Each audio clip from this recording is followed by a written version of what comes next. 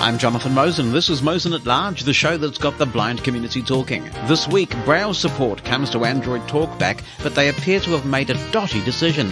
Take control of your fitness with the ReVision fitness app, and it's time at last to say farewell to the iPod family.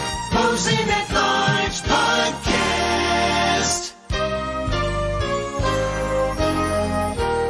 Thank you for being here for episode 178. And I have a new piece of gear in the studio. It's only a little thing, but I know that some people really enjoy hearing about how the sausage is made, so I thought I would mention this. Since about 2000, when I really significantly built up the studio and I was running ACB radio and we were living in Mcgonagall here in New Zealand at the time, and we'd actually built a custom studio, I bought a lot of gear then. And one of the things that I bought that has lasted me well is the microphone stand, the boom stand that I've been using for a very long time. It was a swivel arm and you could move it up and down and left and right. You could swing the microphone out of the way and it did everything that I needed it to do. But a few years ago, I started doing a lot more video conferencing, even before the pandemic. And I had a camera, a good quality camera, mounted on the wall of the studio, so that when I'm sitting where I sit at my desk, I know that I'm in focus, I'm in view of the camera, and I can go into video conferences with confidence that everything's working okay. Unfortunately, this is one area where Windows is not as good as iOS.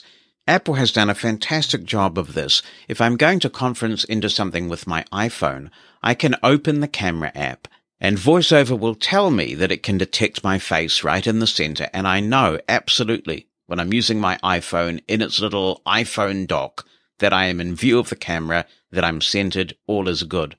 There is no equivalent of this, not even in Narrator. Narrator will not tell you if you're centered in the view like Voiceover does.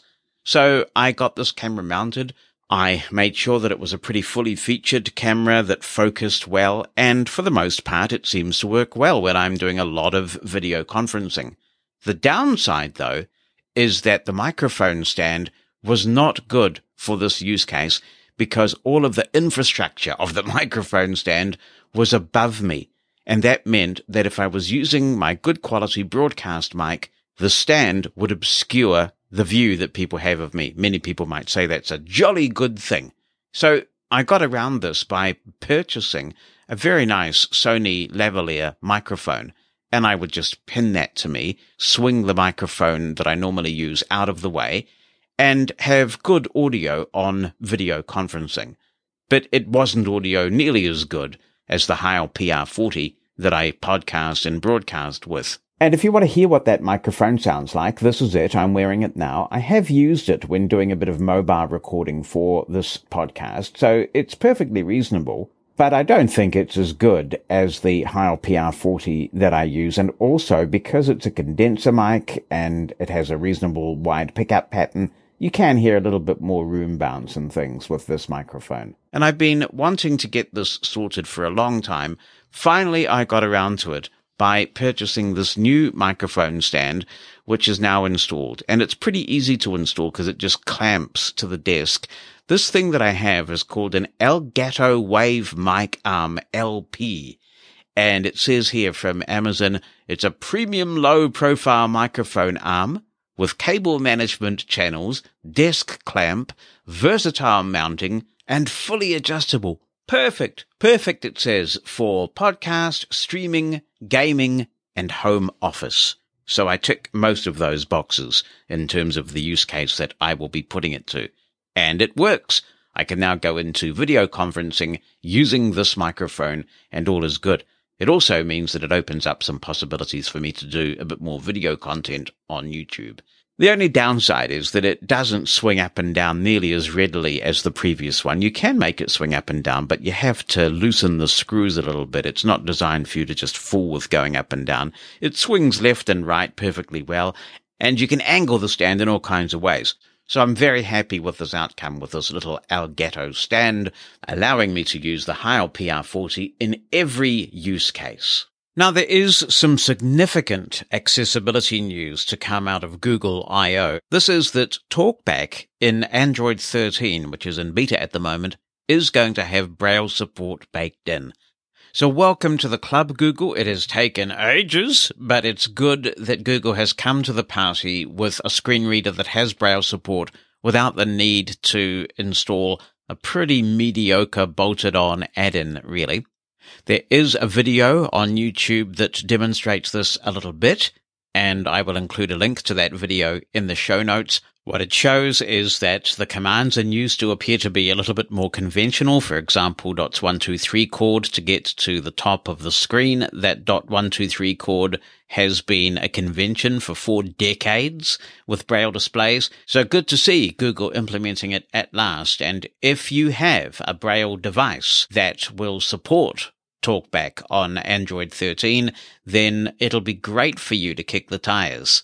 Unfortunately, there does appear to be a significant gotcha with this news. You will remember that in episode 176, I was speaking with Greg Stilson and William Freeman from APH, and one of the things we discussed was the lack of support by Google of Bluetooth HID Braille displays. Now, HID stands for Human Interface Devices. The idea of this, the beauty of it, is that manufacturers can support one standard that everybody adheres to, which means that Braille devices are essentially plug and play. It has many benefits, and Google committed to supporting this standard when it was being devised. Humanware devices have gone this way. That includes the latest versions of the brilliant Braille displays from Humanware, and because Humanware has a contract with APH to produce the Mantis and Chameleon devices, it also includes them. So when I heard about this, what seems on the surface to be great news, I reached out to APH and asked them whether they knew if Android 13 was going to have support for HID Bluetooth Braille displays. I did this via the APH Mantis email list, so it was a public request and I got a public reply from William Freeman of APH, and he says this. I'm going to read it out to you since it is a public email list. He says it does not include support for HID. A ticket has been filed, and they have responded that it's not something they are planning on working on at the moment. William continues, I would appreciate anyone and everyone on this list taking time to complain to Google about this lack of support. They agreed, he says, to support the new HID standard, same as Apple, when we first started on this journey.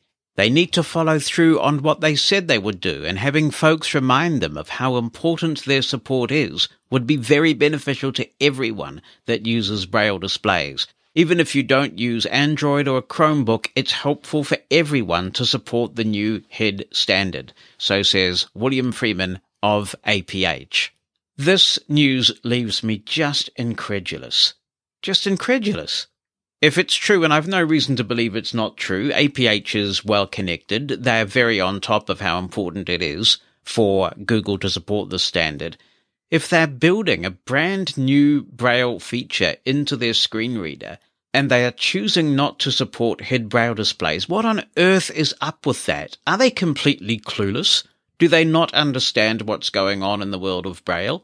Or is there some weird political thing at play here that I don't understand and am not aware of? Whatever it is, if it is in fact the case that there's no HID Bluetooth Braille support in Android 13's new TalkBack, it's just extraordinary, and it really puts a dampener on what should have been a very good news story for Google. Now, I'm pretty sure you can do it via USB, but do you really want to be tethered to a USB cable when you're using your Braille display on the go? I think not, and it's not something that you have to do with any other screen reader. HID for Braille displays is the future. We should be able to choose the Braille display that we want to use.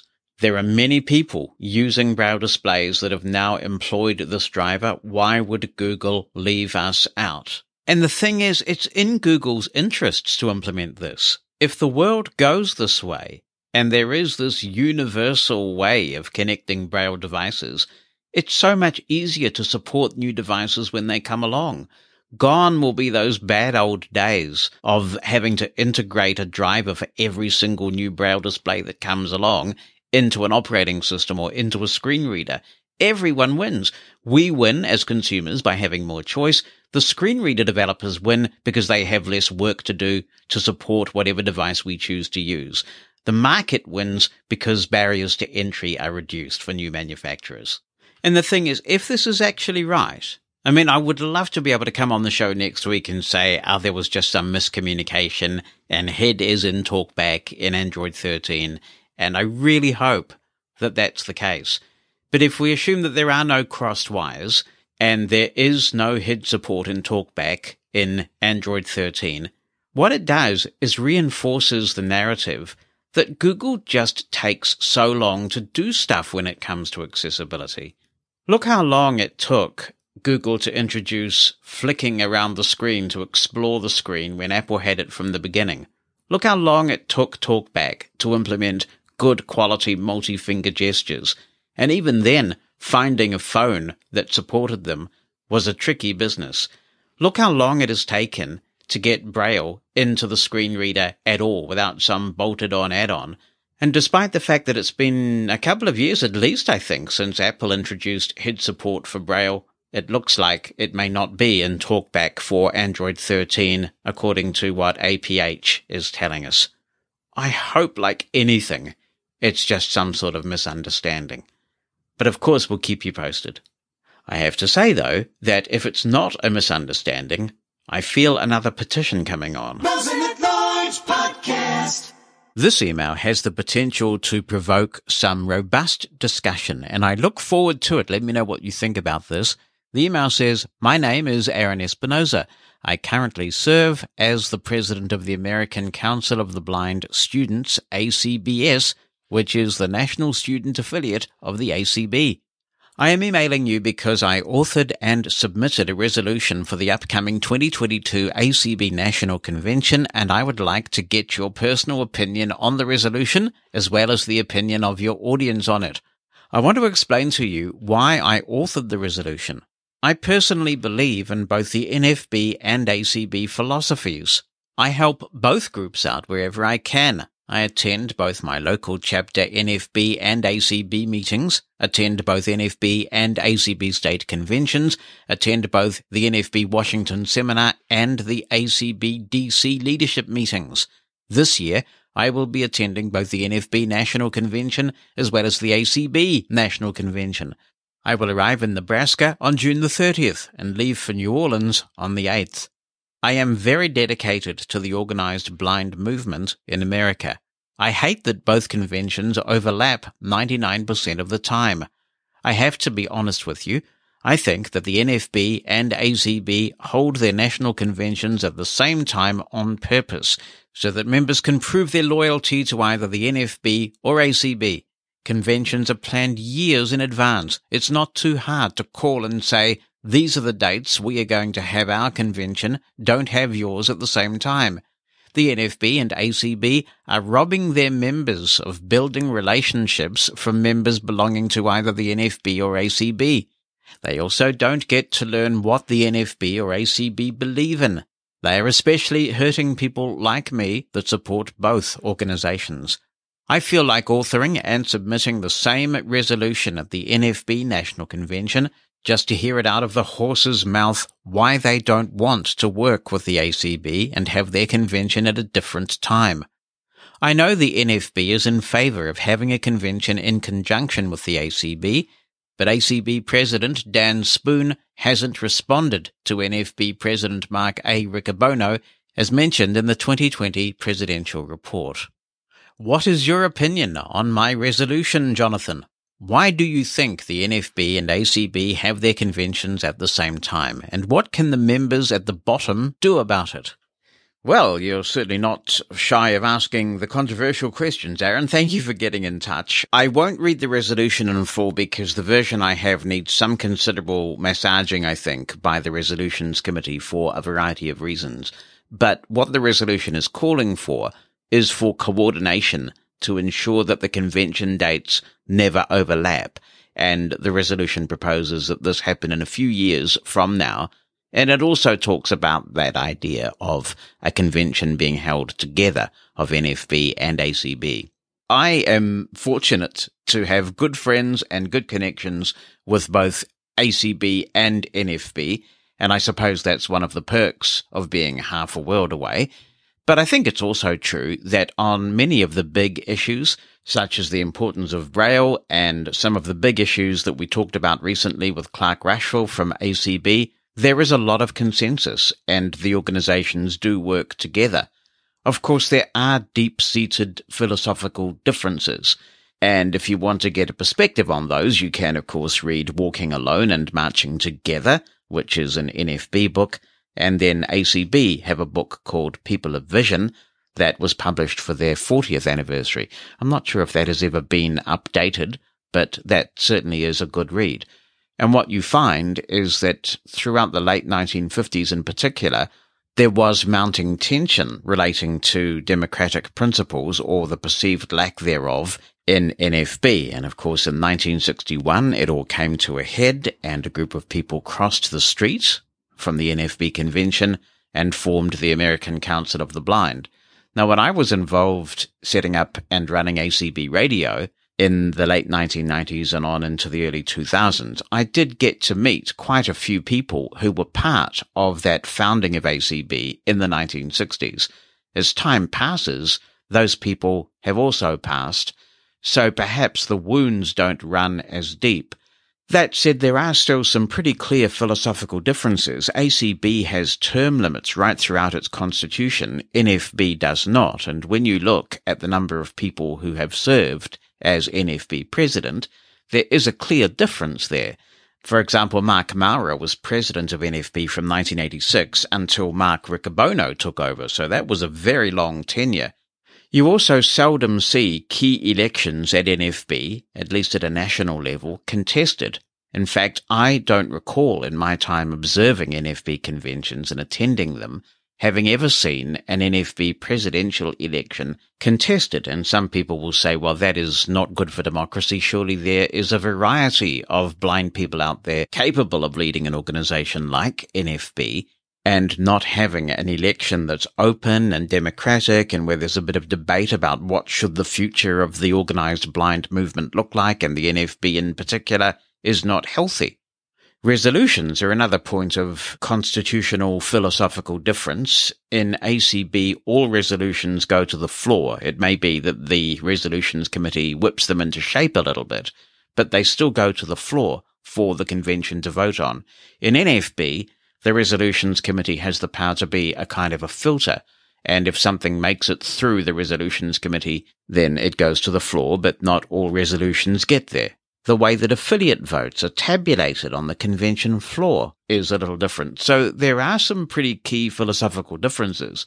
So the implication of all of this is that NFB would argue we are more organized, we are more together, we've got cohesion, and the result of that is that we make a bigger difference for blind people.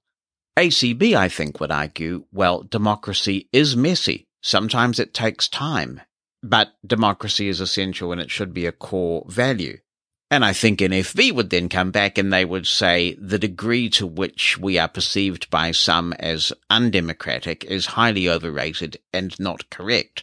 So even though time is moving on, some of those philosophical roots, I think, still do run deep. Is it time to bury the hatchet and see if the two organizations can unite again? I guess it will be up to blind Americans to decide what is the benefit to them of doing that. Is there actually some advantage in having a bit of contestability, a bit of choice in the blind consumer movement space? Should they, at a minimum, at least get out of each other's hair and commit to not holding conventions at the same time? That is a really interesting idea, and I would be fascinated to open this up and see what people think. If you have a view, 864-60-MOSEN is my number in the United States, 864-606-6736. You can also attach an audio clip or just write something down and email it in to Jonathan, Jonathan, @mushroomfm.com. If you are a member of either organization in the United States, the NFB or ACB, why did you choose one over the other? Did it happen by accident pretty much because somebody introduced you to one and you just stuck with it? Have you shopped around? Have you actually moved from one organization to another? And if you have, what caused you to make that move? If you're not a part of either organization, why not? What keeps you from being a part of the organized consumer movement? because I guess the argument goes that even though we can all be advocates, we can all be effective with social media and internet activism so easy to do now, there is still strength in numbers. Let's open it up. And thanks for raising this. It'll be an interesting debate, Aaron, when you get it to the ACB convention floor. And since it is an ACB resolution, it will most certainly get there. To sunny Louisville, Kentucky we go, the home of the Kentucky Derby, and Rick Roderick says, here are my simple views in brief. Bury the hatchet, yes. Merge, time will tell. I think the hostility between the organizations should end. The sniping has been counterproductive all along. I think the bragging that NFB does in all their releases should end. They always brag about being the largest organization of the blind in the US. What about, we are an organization of the blind? I think the organizations should hold overlapping conventions in the same city. This would make things a lot easier for vendors. Information sessions could be held in common. The joint sessions would get information on things like libraries, products, and programs. The separate sessions would be for passing resolutions and modifying constitutions and bylaws. The exhibit hall should be a joint venture. Perhaps ACB Media could become a joint venture. The big problem I see with merger is organizational. A totally bottom-up organization is almost impossible. NFB is top-down. ACB tries to be bottom-up, but in many cases, state and affiliate leaders have a lot of sway. Thanks for writing in, Rick. I suppose you could argue that if you've got it, flaunt it, right? And if NFB is the largest organization, then maybe they should say that and they can feel justified in saying so.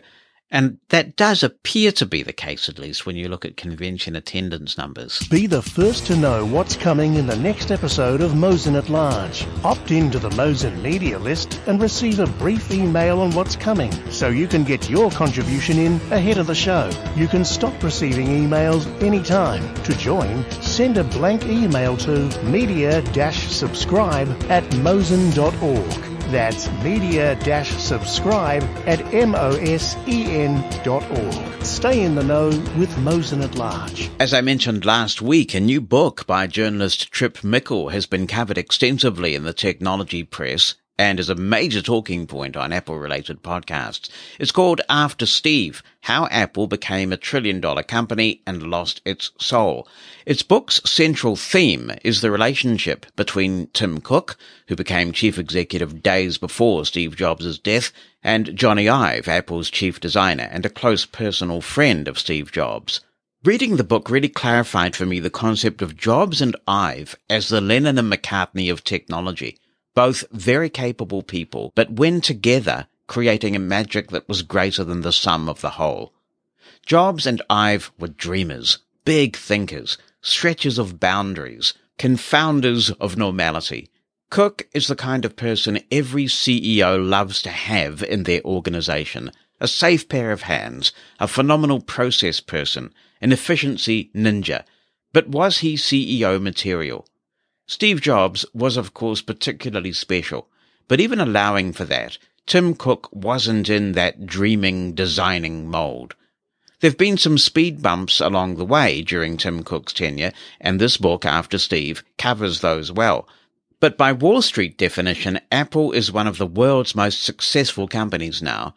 But Tripp Mickle argues that that success is no longer due to innovation. Instead, Apple issues regular, unimaginative upgrades to existing product lines at prices that deliver higher margins. More revenue is squeezed from those products by Apple's successful entry into the service business. It's been the case, of course, for a long time that Apple prides itself on controlling the hardware and software experience, and now, increasingly, they want to control the services you use on your device. Now they provide cloud services, payment services, music streaming, fitness and TV programming, among other things. And more services are coming, including potentially turning the iPhone itself into a subscription. Wall Street is delighted, but Mickle argues that the company has lost its soul. This fundamental cultural and philosophical clash saw Johnny Ive becoming increasingly disengaged and disillusioned. While Mickle's sympathies lie with Johnny Ives for the most part, I was left wondering about the degree to which Ive and Jobs were a magic formula, Take one of the ingredients away, and you end up with something fundamentally broken. Rightly, Mickle singles out the ridiculous idea that taking away the headphone jack was somehow bold. I was left curious about the degree to which the brand-damaging butterfly keyboard and the touch bar were Ives' responsibility. During the design of the Apple Watch and the defining of who the product line is for, I found Ives' obsession with the fashion industry so well described in this book a weird tangent. To me it signalled that without the tempering influence of Steve Jobs and his intuitive understanding of customer need, Ive had lost the plot and was putting form over function. Things may have become thinner and sexier, but Apple became the company of unreliable hardware and inconvenient dongles. One part of the book that stood out for me, and I'm very curious to know more about this, was a reference to a startup that Apple learned about during the Apple Watch design phase that claimed to have a microchip which could detect cancer. Initially, Ive was keen to put the chip in the Apple Watch, but they became increasingly worried about false positives, the chance of being associated with giving people such bad news, and the potential legal ramifications. Having known people who have died of cancer since the Apple Watch came out, I couldn't help wondering what might have been, and what happened to that chip, whether it really worked, and how many lives might have been saved if they had had an early diagnosis. Many of us in the blind community have lamented the significant deterioration in quality control that has affected our daily lives as voiceover users. Some of the background on the lack of cohesion, clear direction, and decisiveness at Apple was fascinating. The book ends in 2019 with Ive leaving Apple. And since then, there have been new controversies, including the latest one where Apple is potentially hemorrhaging capable staff because of its strict return-to-office policy that's far stricter than its competitors. Some of the background about the much-discussed and for me much-wanted Apple car and the many, if I might use the term, false starts that this project has had was disheartening to read about. Is the book a bit too hard on Tim Cook? Well, possibly. During the second Jobs era, Apple had a string of sensational successes. Those successes like the iPod, the iPhone, changes in Mac, the iPad, they've all brought about significant social change, and even one of them would have been rare. Continuing that level of innovation was a big ask. The product categories have matured, so perhaps what we're seeing now was always inevitable. But Mickle makes a compelling case that certain elements of the company have lost their way, that more innovation could have taken place under different leadership. I enjoyed the book. It contained some interesting anecdotes and inside information, and if you're interested in all things Apple, I have no doubt you will find it a page-turner. Jack Mendes has read After Steve and has some comments to make. He says, "Hello, Jonathan. Before I continue with my thoughts, I want to say that I recognize I am cherry-picking things from the book, and others may say I am not providing the entire context, and I am just choosing what is most appropriate to support my beliefs. They would be correct. A lot of what I am about to say is somewhat critical, so get ready. I use and love the iPhone. I own an Apple Watch, and those tools help me, the iPhone daily and the watch while traveling. I must say, I was fascinated by the descriptions of the relationship between Jobs and Ive. The interplay between the two of them was critical to products coming to market. I was especially surprised to learn that Jobs gave Ive the power to make final decisions. I suppose that any man with the kind of poster in Ive's office that was mentioned later in the book would have gotten Steve's attention. I really liked how the author talks about the influence of draftsmanship changed how Ive approached engineering projects. As the book says, Ive's infatuation with refinement drove him to obsess over details no other company had done previously. I can certainly respect that, though I think it has led to also assumptions that Apple always knows best. I have had the opportunity to talk with a few designers over the years, and they often had what they thought of as the best and only solution to a project. The smartwatch discussion completely encaptures for me what Apple does best. take the best designs of existing products, make them look great, sometimes re-engineer them, add a few features, ever so slowly innovate, and call it the first of its kind. The battle between Samsung and Apple brings another of my problems with the company. Here is the description from the book that I find great. And the book says, the South Koreans had created a marketing problem, and the onus fell on Apple's marketing team to resolve it. Jack continues, I feel lately in terms of accessibility at Apple, this is exactly what happens. Accessibility problem? Oh, but look at all our accomplishments so far and commitments to do better. I would say that the innovation on the accessibility end of things has been placed at the bottom of the company's priorities. We need some infatuation with refinement on accessibility. Do we hear of executives flying to meet with blind people? Not in a long time. Even then, we heard of a lot of marketing people at events like CSUN. Very little from people who had influence. I am aware that some blind Apple developers do go to conferences, but most often what I heard was that change needs to happen but is out of their control. The isolated nature of teams at Apple means that a cohesive approach to accessibility is almost impossible. Here is the text from the book describing early work on the Apple car. The new hires found themselves working in nondescript warehouses in Sunnyvale, California, a new outpost shrouded in absolute secrecy. The description of Tim Cook during one of his interviews, sweeping his hand upwards as if it were charting the company's stock performance, makes me question how many people at Apple believe in what Cook so famously said about the ROI, return on investment, of accessibility investments at a shareholder meeting. Why hasn't Apple hired more developers to solve accessibility problems faster? Maybe they have, and are keeping it a secret. One can only hope. In my view, the lack of progress and innovation clearly demonstrates the demands of Wall Street over accessibility. Towards the end of Chapter 16, Tim Cook sounded most weary while describing lackluster sales of the iPhone, when earlier in the book, while speaking in China, he was delighted to talk about how much money was being made. I understand that his passion was, and still is, operations, inventory management, and logistics. I understand that Apple needs to make money by selling product. I would love to hear executives talking about accessibility with excitement during some Apple keynote. I could go on, but won't. I loved the author's writing style. I know that stories contain many perspectives, and with a company as large as Apple has become, and I am sure that many people at Apple will find fault with the author's conclusions. I know there are those who will disagree with me after hearing this email, should you choose to read it. I appreciate the space you provide where people can share their points of view. Thanks again, Jonathan, for a wonderful podcast. Well, thank you, Jack, for sharing your thoughts with us. It is a good read, isn't it, this book? It's a well-told story. In response to some of the things you've said, I would say that it's not just the marketing department of Apple that will say, look at how much we've achieved. There are elements of the blind community as well.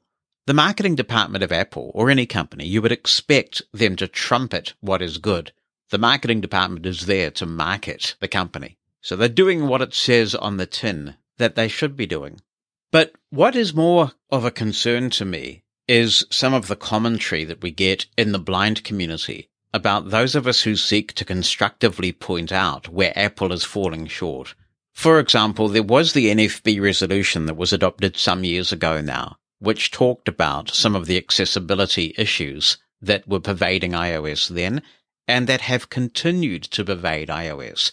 There was some debate at the convention when this resolution came up. Not everybody supported it, but ultimately the resolution was adopted. And for a major organization in the blindness community in the United States to pass a resolution, I think says a lot. And it was also appropriate. Apple have quite rightly received awards from blindness organizations for what they've done. And I'm pretty sure the American Foundation for the Blind in the United States is one example of an organization that has said, quite rightly, thank you, Apple, for the accessibility strides that you've made. Because I think many of us thought when VoiceOver was introduced to iOS that Apple would do just enough to get the regulators off their back and then just leave it to kind of languish, really, paying scant attention to it. Now, that's not what's happened.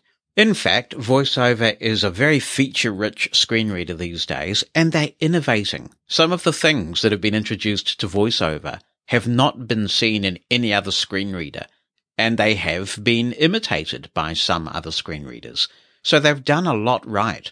We can and should express our gratitude to Apple for all of that, but we are paying customers. And as I've said repeatedly over the years in many forums, our money is just as good as anyone else.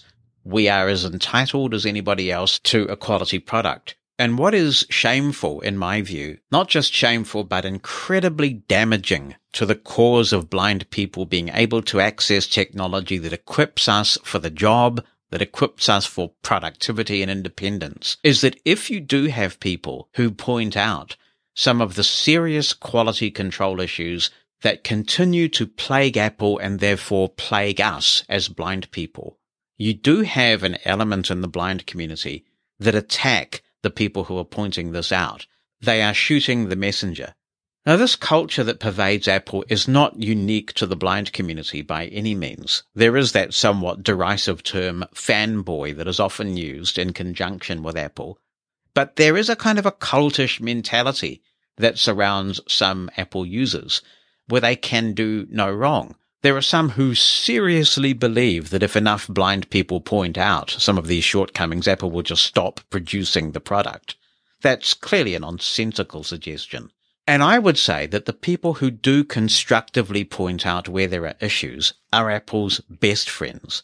Your best friends are the ones who will tell you to your face when you haven't been the best version of yourself. So when we get the repeated issues with Braille, which not only affect people who rely on Braille for their jobs, but also is the only viable way for a deaf-blind person to access the product that they've paid for in good faith. When you get a situation where Apple encourages any member of the public who wishes to enroll in a beta test program so they can provide feedback to the company on the next release, but they willfully exclude blind people by releasing a version of an operating system that they know full well does not work with VoiceOver. It wasn't an accident, which can sometimes happen with code that's in a state of flux. This was something that they reviewed. It went to a developer beta first. They knew that it wasn't working with VoiceOver, but they released it to the public anyway. When you have a situation where Apple takes away something that many hearing impaired people still rely upon, in this case, the headphone jack, for no viable reason other than aesthetics. When you get any number of things like this, and you have some blind people who point out these really serious concerns, you do have an element of the blind community that eats its young and attacks the person who's raising the issue rather than focuses on the facts that we are dealing with defective products. And they are defective in such a way that if you try to find an equivalent in the sighted world, in other words, let's take the Apple Watch as an example. If they released a beta of the Apple Watch, which was so broken that the screen didn't work at all, do you think there would be a massive outcry? Do you think that that build would ever have been released at all? VoiceOver is the equivalent of our screen, and they deliberately released that build with VoiceOver broken in it. I am proud to say that I stood up and set up a petition about that issue because it's just a bridge way too far for Apple to do that to blind people, to lock us out of that process. I have also pointed out repeatedly where there are Braille issues that are debilitating. Way back when, of course, just before that NFB resolution was passed, in fact, we had issues where some blind people couldn't even answer the phone, a fundamental function of the phone. And yet while all of those things have been happening, you still get some blind people who criticize people pointing out those very serious defects. If they truly think so little of themselves that they think it's okay to pay a significant amount of money for a product that they can't use nearly as well as a sighted person, well, they're entitled to think what they like. But it is not a mainstream opinion that should be given any credence or should be entertained seriously. In your comments, Jack, you've highlighted a cultural clash, I think, between Apple and the blind community. You make a very good point about the lack of degree to which key decision makers at Apple engage with the blind community. I think it was 2009 or maybe 2010, Apple was in force at the NFB convention and they did presentations. They were at CSUN for a while there. But I think you make a good point. Even then, a lot of that was marketing stuff. It's part of Apple's culture not to talk about things that are coming. And they're not treating blind people any differently whatsoever in this regard. They are a secretive company. But I think the disability movement and the blind community in particular has a culture around technology development, and at its heart is that mantra of the disability sector, nothing about us without us. Disabled people have been told for generations what we need and what we shall have and what we shall accept, which is why some of the behavior of some blind people around Apple's very serious accessibility defects is so offensive and harmful. And Apple has modified its behavior based on the market that it's operating in. Certainly geographical markets, and I've pointed out on this show before, China is a case in point, and it's very difficult to make too strong a comparison between China and the blind community because China is this massive geographical market and the blindness community is tiny. Nevertheless, I still think there is a case to be made that there could be much more constructive engagement between Apple and the blind community. Apple clearly struggles, for example, with understanding Braille, and I'm sure the note-taker manufacturers are delighted by this. The biggest thing that is keeping the note-taker industry alive is Apple and its Braille unreliability. If you could take a run-of-the-mill iPad and connect a Braille display to it and get consistent, reliable operation that students can depend on, the note-taker industry would be scuttled, because sighted people know what an iPad is. So not only is Apple's repeated Braille disasters detrimental to blind people who have to suffer through them until they're ultimately fixed, it's actually not good for Apple's bottom line as well, although their bottom line is so massive that what we represent is simply a blip, a drop in the bucket. And in the end, that is the risk that we take when we throw our lot in with a mainstream manufacturer. Who would want to lose all of the benefits of the third-party apps that we now have access to? It's a wonderful world when it's all working properly. But the risk is that, as you say, we are at the bottom of the heap a lot of the time. And Apple has made it very clear through multiple years of defective iOS releases that, yeah, they will get around to fixing some very significant user experience issues for blind people, but they'll do it in their own sweet time, and they will go gold with a release that they know has significant voiceover defects.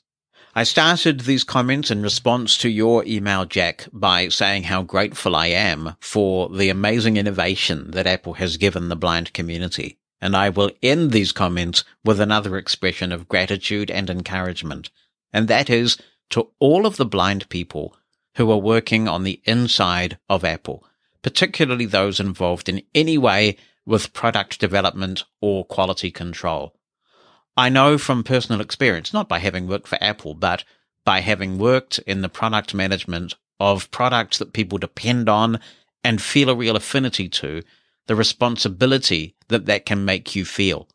When you know that you have a hand in any way at all in an experience that can make a difference to the life of your fellow blind person, that is an awesome responsibility in the traditional sense of the word awesome. It also brings with it significant pressures, particularly when you are working for a company like Apple that expects a high culture of secrecy. So to anyone who sits through this, who works for Apple, actually blind or sighted, but particularly the blind people. And I know there are some people who listen to this podcast at Apple who get very grumpy with me. I understand. But I also just want to say thank you and encourage you to do what you do on the inside. And if you happen to come across somebody who you know works for Apple, be gentle with them, because you will never know, at least perhaps not until somebody like Tripp writes a book a long time down the track, what they are doing on the inside to plead the case of blind people, to plead for better quality control, to encourage that build not to go out until some particularly egregious defect is fixed. We owe the blind people who work at Apple a considerable debt of gratitude.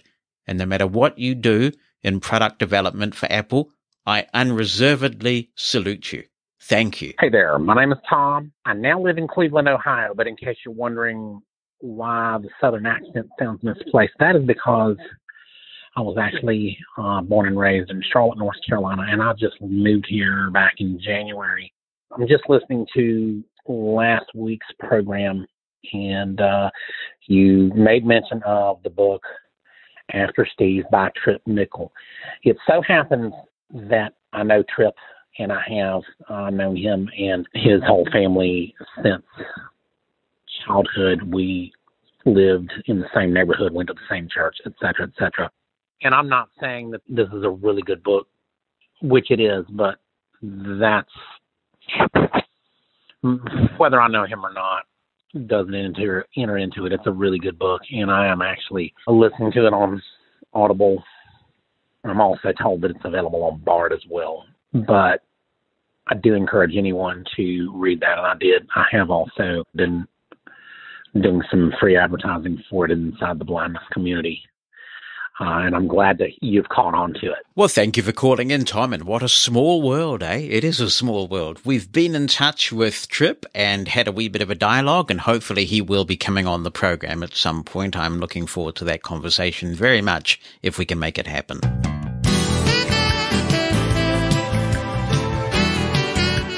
Mosen At Large Podcast. Hey, Jonathan, it's Marvin Rush. Just thought I would tell you my jury duty experience. Probably 35 years ago, I was called up first time for jury duty. And when it came my turn to go to the jury box and answer questions, the judge stopped the entire proceeding, called me up before the bench, and said, look, there's a lot of pictures in this trial. I don't think that you would be a good fit. And then he praised me about showing up for jury duty and all that, and it was kind of embarrassing. But anyway, I couldn't say anything because the guy was a friend of mine. And the second time I was called up for jury duty, I was sitting in the courtroom, and one of the judge's bailiffs, who happened to be a friend of mine, came out and said, look, the judge would like to see you in his chambers. So I went to the judge's chambers, and he said, look, I would love to have you serve on this jury. He said, but I'm afraid that if you serve because of your blindness, one of the attorneys may appeal the decision. So those are my two experiences about jury duty, and thanks. And as per always, you're doing a great job. Here's my jury duty story, says Petra. I have been called up for jury duty 4 times so far. The first time was when I lived in California, and I was rejected because of blindness. That was many years ago. Then in Colorado, I was called for jury duty twice. Neither of those times was I treated any differently than a sighted person. One of those times, I was selected and sat on a jury. I didn't feel like I was treated any differently. The second time, I was called up to the courtroom, but the jury was filled before they got to me. Again, I didn't feel like I was treated any differently. I think it's a funny human characteristic that many people who are sighted do anything they can to get out of jury duty, and those who are denied fight to be selected. I, for one, believe very strongly that jury duty is one of the most important things we can do. I would certainly like to be judged by a jury of my peers. I had one chance to be on a jury, but couldn't because of transportation. I lived too far out of town. Hello, Jonathan. It's Grace here. Thank you for tonight's podcast, which I really enjoyed listening to. the bits I could understand anyway. But the person that spoke about the BlindShell 2 phone, that's the phone I have, and I must admit, it's the best phone I ever got. It's got great volume on it. The battery life is better because before I bought the phone, I asked all about it from Cobalt Systems where I got it.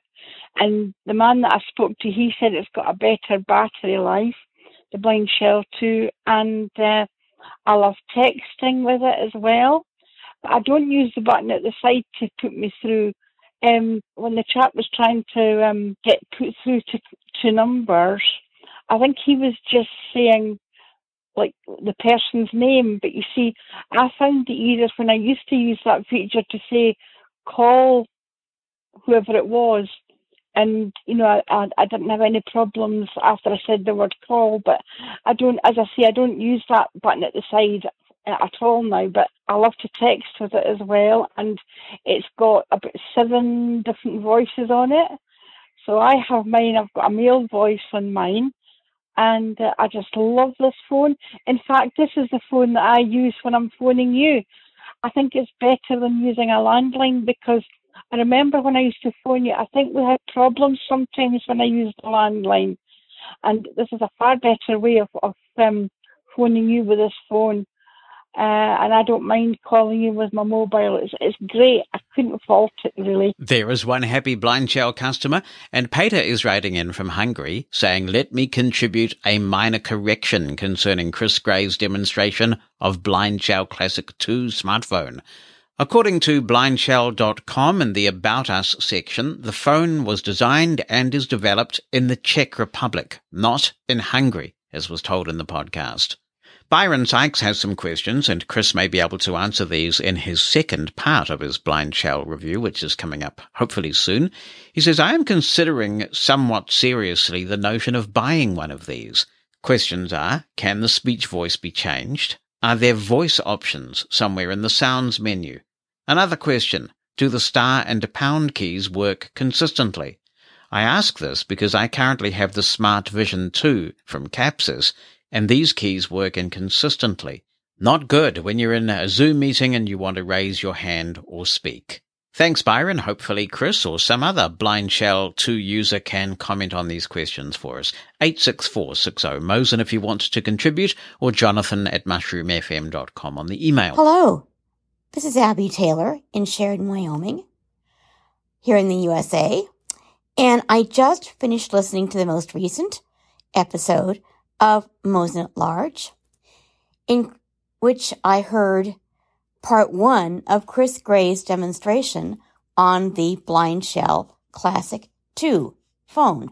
I had this phone a couple of years ago before I switched to an iPhone, and so I would like to offer some comments. First of all, it seemed when I had the BlindShell phone, I didn't have, if I wanted to call or message somebody, I did not have to go into the contacts or the message menu in order to do this. I could just press that button where she says, I listen after a beep. And then I could just say, for example, call Jonathan Mosen. And I could do, now, of course, I wouldn't do that. I have no worry, I don't need to call you. But anyway, that's just an example. But I could do that from anywhere on the phone. I didn't have to be in the call menu. And if I wanted to send a message to Jonathan, all I would have to say, from anywhere on the phone, is press that button and let her say, I listen after a beep, and then say, send a message to Jonathan Mosen, or send an email to Jonathan Mosen. So, and I'm hoping that is the case with the BlindShell 2. But since I haven't had that device, I don't know. I had the original BlindShell. So, but I would hope that would be the case. And I would also suggest that in a future demonstration that Chris perhaps explain to people who aren't familiar with the device at all how they can if I remember correctly, on my BlindShell 1 phone, I could do it in 2 ways. I could either type it on the keypad or I could dictate the text. I believe in the same fashion that I did to make phone calls or actually open a text message to someone. I had some problems with the phone, And so that is why I switched to an iPhone. First of all, I got the phone in April of 2020, after the pandemic started. I think it was about the beginning of May. And a month later, on my birthday, the speaker quit working. So luckily I had the text size set to a large enough font to where I could read it. So I didn't really need the speech, which was good. And I could always plug in a pair of headphones into the headphone jack, and then I could get speech that way if I needed. Luckily, I was able to work with the distributor of the phone and get a new phone at no extra cost. And then all I had to do was switch the SIM card from the one phone to the other. So that worked out. But then, over the summer, twice, the phone would just suddenly freeze. And this usually would happen while I was dictating a text. And it would just suddenly freeze and nothing would work. The only way to fix this problem was to take the battery out and put the battery back in. That was the only way to fix it. And this is a major annoyance because I'm not mechanically inclined. Even with the Mystic Access tutorial, where Chris Nova, he calls himself now, demonstrated how to remove the battery, I still could not figure out how to do it. So the first time it happened, it was in the afternoon. I was able to get a friend to come over and, take the battery out and put it back in. Only took a few minutes, no problem. When it happened the second time, it was late at night, about, close to bedtime. So I certainly was not about to call my friend at 10 o'clock at night to have her come over and fix the battery again. So I waited till morning, and fortunately I was expecting my house cleaner to come. And she is a bit more mechanically inclined than I am, and so she was able to take out and put back in the battery. At that point, I decided, this is ridiculous. I need to do something else. And long story short, friends who use iPhones encouraged me to get an iPhone, which I did. And I do not intend to look back. So I don't think I will get a BlindshellClassic 2, but I certainly hope that these problems would not happen in the BlindshellClassic 2. But I just thought people should be aware that this is what happened with the original version, at least to me. And I think there were some others, because for a while I subscribed to a BlindshellClassic list, and others were having the similar issues. So I'm hoping that this would have improved in the BlindshellClassic 2, but people should still be aware that there are, and it sounds like to me from Chris Gray's demonstration, it booted him out of the app when he tried to have it call somebody. It still has some problems, unfortunately. So I'm looking forward to future demonstrations by Chris, even though I am definitely not planning to go back. Well, thank you for sharing your experience, Abby, and I'm so sorry that I now know that when my phone rings with a number I don't recognize, it will not be you because you're not going to call me. Moving along to try and cope with the trauma, we're going to read this email from Tabo, who says, "Hi, Jonathan and the Mosen At Large family. It's been a while since I made a comment, but anyway, I am back. Hooray! Well, Jonathan, what I just need to understand is, does the BlindshellClassic use Android? And with its very limited menu, are you able to get to, say, the Vocalizer Expressive Voices, or does it have some specific apps which it installs/supports? I'm curious, but I don't think it's a product I can own. I prefer a touchscreen over pressing buttons, but it reminds me of my first encounter with a cell phone. I used these button-operated phones and never thought they could support screen readers. It's interesting how everything nearly is possible with technology." Thanks for writing in, Tabo. Well, the very first accessible phone that I ever owned was running Symbian, and I had quite reasonable access with Symbian phones. I was doing email, I had a Daisy player, reasonable Braille access. There was a lot that you could do with Talks and Mobile Speak. I wouldn't want to go back, but sometimes we forget how much some of us early adopters of smartphones were able to do with a phone that just had a keypad. I don't own a BlindshellClassic. I've not used one, but my understanding is that, yes, it is based on Android, and it was interesting to hear in part one of Chris's demo that it offered a screen reader function, as well as various apps like WhatsApp and Messenger, so we may well hear more about that in subsequent contributions from Chris. Michael's comments about YouTube have elicited some response. First of all, here's Andy Rebsher, who says one of your listeners remarked that the iOS YouTube app started misbehaving. Ain't misbehaving. This also happened to me a few weeks ago. The like button disappeared, and some other strange navigation issues crept in. I just thought they had changed something about the app, and I would have to live with it. Today, I deleted the app and re-downloaded it. So far, it is back to its old self. Maybe it'll stay that way. Andy says, please wish Bonnie a happy Derby Day. Greetings from the northeastern corner of the USA. Yes, she was really into that and delighted by the unexpected result.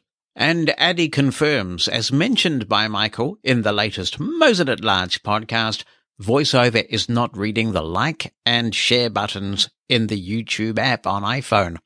This is happening to a lot of VoiceOver users over the past few weeks. The latest update of YouTube doesn't seem to have fixed this issue.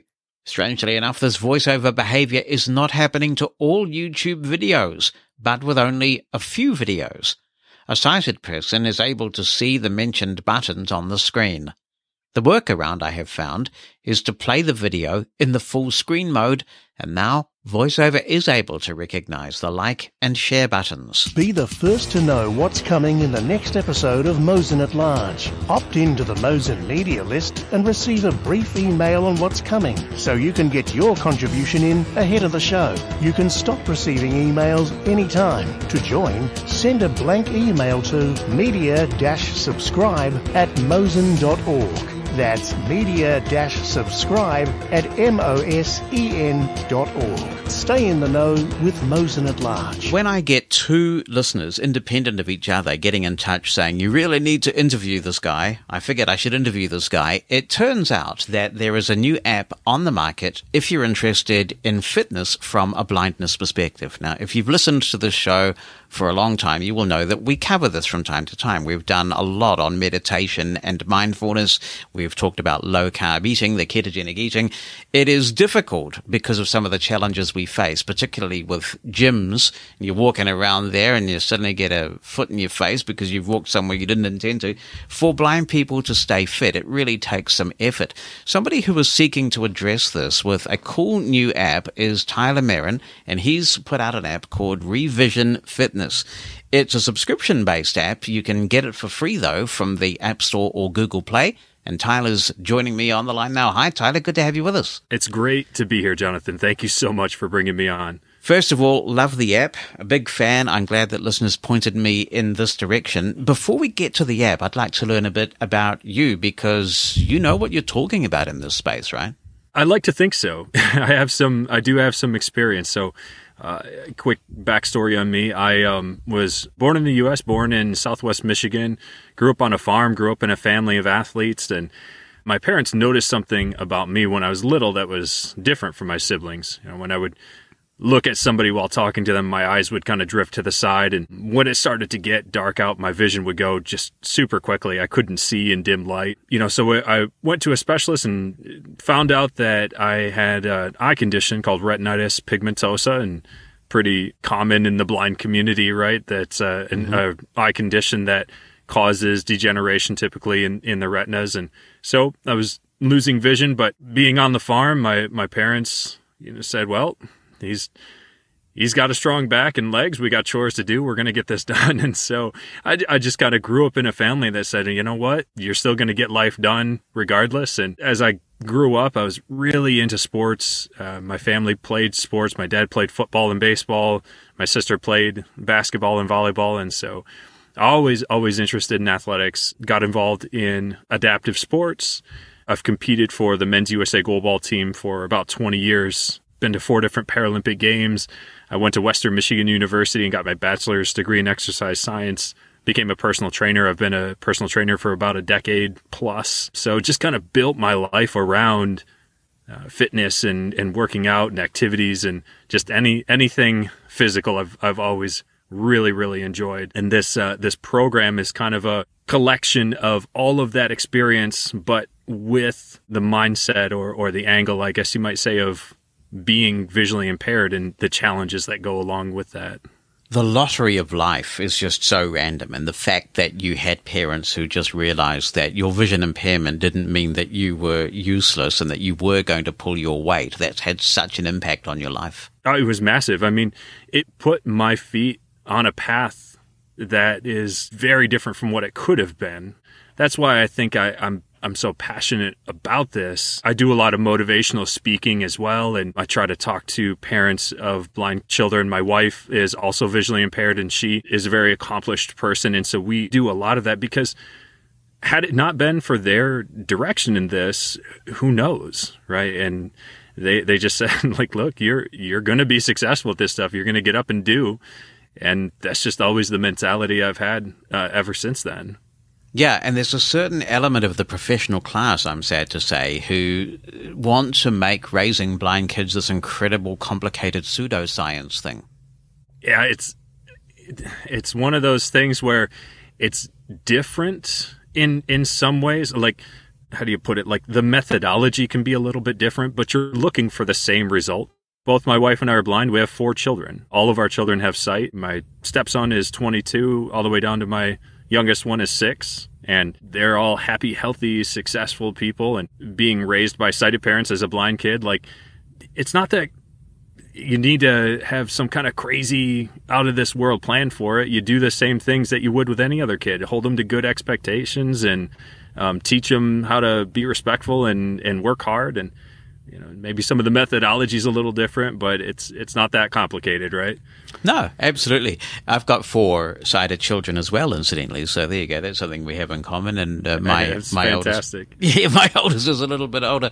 But I was told by somebody in this space that sighted kids grow up to resent having blind parents and all this sort of stuff. So there's a lot of myth and misconception that sometimes you do have to get past. Nonsense. Yeah, Nonsense. It is absolutely. And it's about being a good parent first and foremost. It's like my blindness is part of who I am, but it doesn't define me. It's not who I am. It's part of who I am. It's the same thing as being a parent. Like, yes, I am a blind parent, but I'm a parent first. And from there, blindness has a role to play in how our family functions. But, we've always tried to raise our kids in a way that's like, our blindness isn't going to interfere with our family structure. Now does that mean I don't have them help me read labels every once in a while I'm making dinner? Of course, that's a simple thing, but it's such a silly misconception that your kids are going to turn out different or funny because you're visually impaired. It drives me crazy. Yeah. How about the personal trainer gig? How has that gone for you in terms of potential clients when they learn that you're blind? Really interesting that I think in some ways potentially it was a drawback, but you'd be surprised at how positive the experience was overall. So I graduated in 2011 from Western Michigan University and moved my family, my wife and the kids and I moved to Florida. A couple of reasons: to get into some warm weather, and also the personal training market in that area is pretty popular. It's beaches and warm weather all the time, right? So I worked as a master personal trainer for 24-Hour Fitness for about 6 years. Became one of the fitness managers, an assistant fitness manager with that company. And I trained hundreds and hundreds of people through the time that I spent working for that company. And, I always told people, when they asked me this question, give me 30 seconds. If I start talking to you and you don't think that I have a clue of what I'm talking about, then you can go ahead and walk away. But give me at least 30 seconds. Don't judge me just because of the cane that I'm holding in my hand. And, there were so many people that I trained, and for a long time. I had many long-term clients that really, really appreciated the way that I trained, which was slightly different because of my visual impairment, but it became very effective, very comfortable for people overall. So it ended up being very, very positive. And do you think an app like the one we're about to talk about, does that take the place of a personal trainer, or can they be complementary? How do you see that going? I think they can be complementary taking the place of a personal trainer maybe is a little too strong of a stance. Trainers are a lot like mechanics. There's a lot of really good ones out there, and there's a lot of really not so good ones. So it depends on who you are, what your goals are, what kind of trainer you have found, what their experience is. And, just as a simple example, being a good personal trainer takes more than just knowing how to lift weights. There's a lot of people in the gym who are very good at training themselves. They're very disciplined, but it takes a little bit more than that to be a teacher, to guide somebody through those steps and to help motivate them. So I would say that this app, this program that I've put together, is a great substitute for somebody who can't get that, and even a great addition for somebody who can, especially in the visually impaired community. There's a lot of barriers that are put in our way, and this program does a really good job at knocking many of those down. What's the benefit of exercise? That may seem like a really basic question to you, but the reason why I ask is that there's a lot of debate out there in the health space at the moment. So I've, after a lot of experimenting and having heart disease and diabetes in my family, went keto a few years ago. I'm a voracious reader, and so I looked at the science. It was overwhelming for me, and I've lost so much weight. I'm in my 50s now, and I feel like I have more energy than I ever did when I was in my 20s. I'm just firing on all cylinders, dude, and it's amazing. But one of the things that I sometimes hear from the keto community is that exercise isn't really necessary, and that does concern me, because while I no longer subscribe to the calories in, calories out hypothesis, and that 1 calorie is identical to every other calorie, and I know that's nonsense because I've read a lot about this, as you get older, muscle tone, those sorts of things, making sure that your body's in reasonable shape, it could make the difference in terms of the quality and longevity of your life, right? Oh, absolutely. Absolutely. And so when we talk about this general broad topic of what's beneficial about exercise, I think the first thing that we really need to do is define exercise, because there is a general tendency, I think, for people to say exercise. Well, that must mean I'm running 5 miles a day. I'm doing 400 push-ups and I'm eating nothing but grass. I don't know what, there's this like general picture of like, well, if not that, then I'm not really exercising. I'm not really taking good care of myself. I'm not really focusing on my health. And I think that's just really a misconception of exercise. So I would generally say activity is maybe a better word, right? So being active through your life, really, there's just no debate. There's no debate that being active is really important for many, many health functions. Your joint health, your body's functions, your heart strength and health, on and on, your emotional health, your mental health. Being active is just so crucial, and there's just a mountain of evidence for that. Now, when you get into the weeds and you talk about, okay, well, let's say this particular condition or this particular disease, there is still a pretty massive amount of evidence, things like type 2 diabetes, high blood pressure, so hypertension, high cholesterol.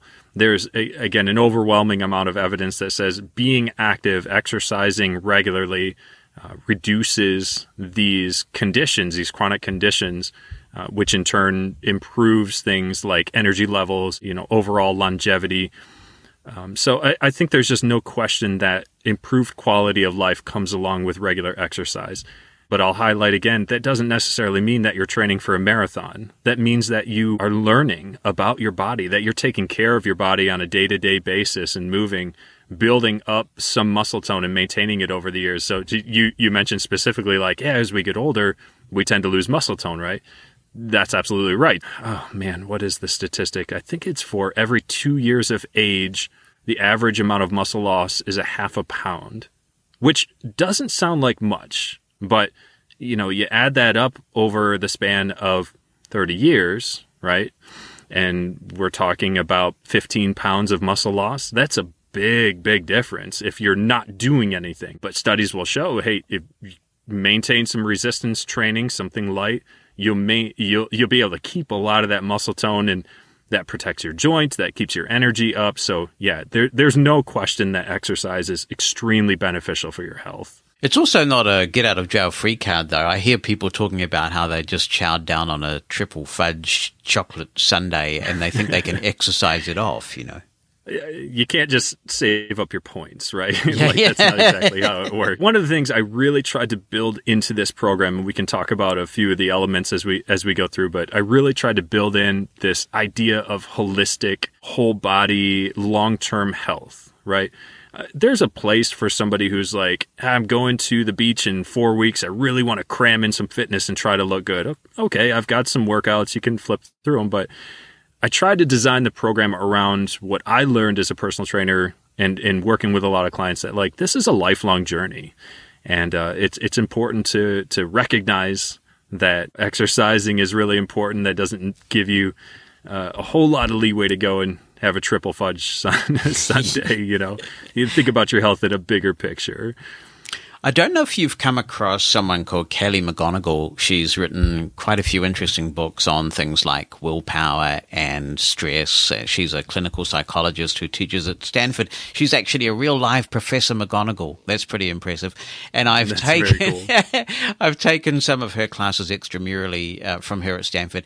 She wrote a book called The Joy of Movement, and she narrates it on Audible. I highly recommend this for anybody who wants some inspiration about why exercise is important and all the psychological benefits as well as the health benefits of exercise. It's a great piece of research and it's very readable. So that's called The Joy of Movement from Kelly Mcgonagall. But I want to talk about this amazing app that you've put together. How did that get started? You know, because there have been people who've tried in the past to cater to this market. I think it's a difficult market. First, because describing exercises to the degree of detail where you just can't look up at a screen and say, okay, I am doing this right, or I need to change my position a bit. There are real challenges in that. But also the other challenge I think you have is that it's hard to make a living in the blind community because of our socio-demographic status. So you're brave taking this on. Brave maybe, but more of a just seeing the need and being in a position to bridge the gap, right? You mentioned at the beginning the lottery of life, and it's so interesting to me when I have these conversations with people and I kind of think back through the process that this has gone through and is still going through, right? There's still a lot of work to be done. But growing up in a family of athletes and being directed by my family as I was to just get out there and do, and being athletic myself and really enjoying that process, and it put me in a position to be able to do something like this first and foremost. Years and years of personal training and working with people and learning about people and understanding the potential pitfalls that people in general go through when it comes to fitness and activity.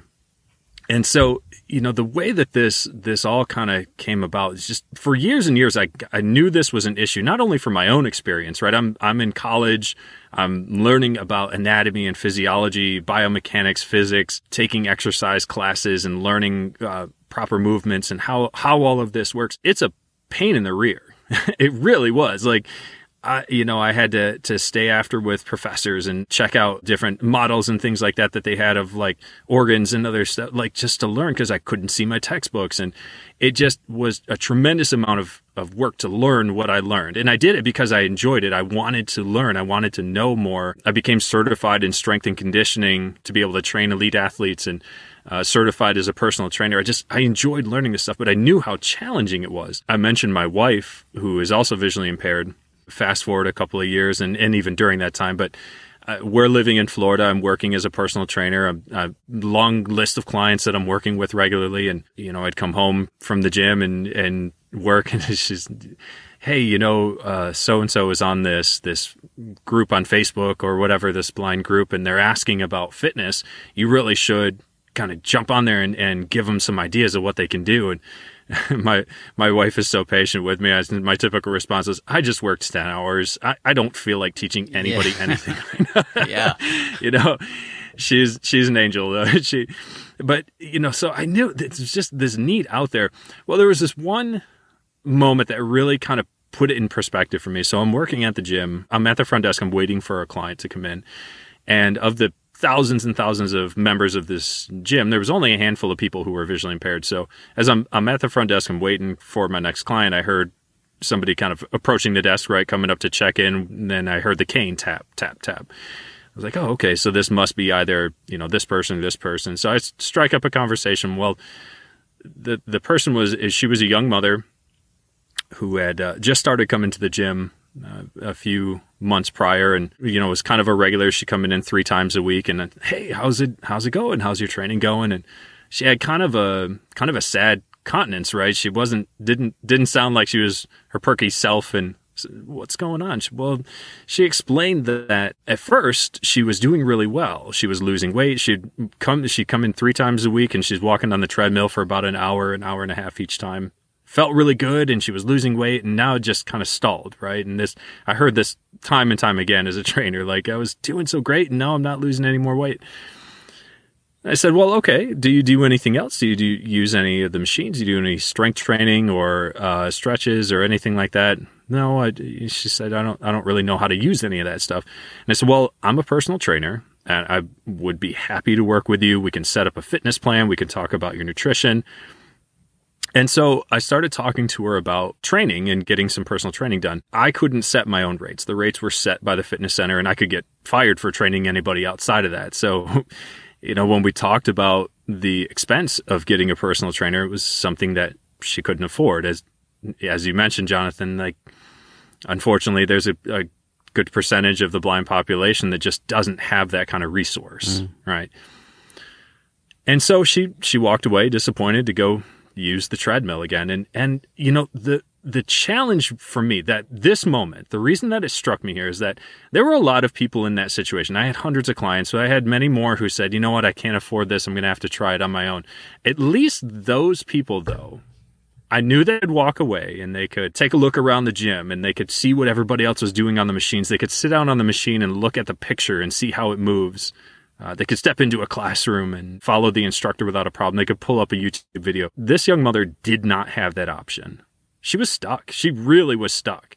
And there was nothing I could do. And I thought, this is really not fair. This is really not acceptable. And it just kind of drove it home. And so kind of from that moment on, I started spinning these ideas around in my head. Like, okay, if I was to do this, how would I set it up? What would it need to look like? How would I structure it? How could I market this and make it accessible for people and yet still be able to sustain it and give it life? And so months and years later, after many, many hours of work and talking with people and scratching ideas and writing new ones down, the app is launched and the program is live. How long ago are we talking about? How long have these ideas been floating around for?